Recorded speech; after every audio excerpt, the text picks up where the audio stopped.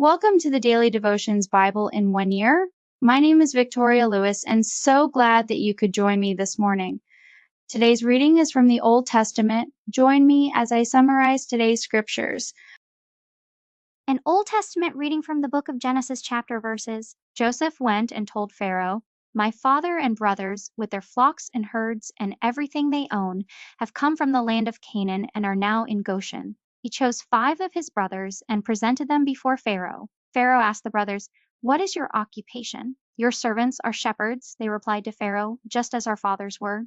They also said to him, "We have come to live here for a while because the famine is severe in Canaan, and your servants' flocks have no pasture. So now, please let your servants settle in Goshen." Pharaoh said to Joseph, "Your father and your brothers have come to you, and the land of Egypt is before you. Settle your father and your brothers in the best part of the land. Let them live in Goshen. And if you know of any among them with special ability, put them in charge of my own livestock." Then Joseph brought his father Jacob in and presented him before Pharaoh.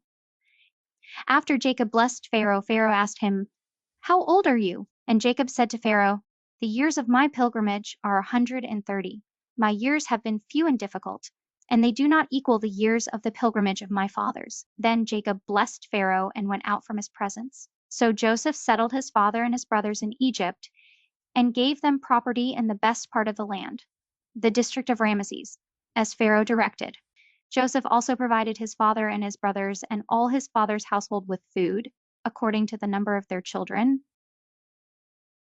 Thanks so much for watching. Join me 3 times a day, every day, as we capture the entire Bible and all of its wonders in 365 days. For other scriptures, consider watching all 4 parts of my series, Old and New Testaments, Psalms, and Proverbs. Thanks again. God bless and Godspeed.